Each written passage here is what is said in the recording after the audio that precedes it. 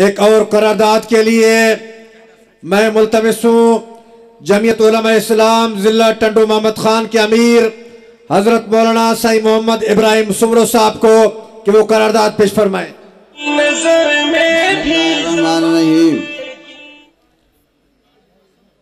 میں قرارداد پیش کر رہا ہوں کشمیر کے متعلق کہ مقبوضہ کشمیر میں مسلسل انسانی حقوق کی خلاف ورزی ہو رہی ہے، ظلم، تشدد، قتل و غارت گری، خواتین اور بچوں پر ظلم قابض بھارتی افواج کا مشغلہ بن گیا ہے۔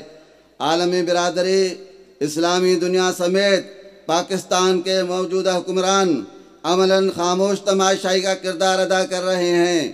پاکستان کی تاریخ میں مسئلہ کشمیر جس طرح موجودہ حکمرانوں نے نظر انداز کیا اس کی مثال نہیں ملتی۔ یہی وجہ ہے کہ موجودہ حکومت کو کشمیر فروش قرار دیا جا رہا ہے۔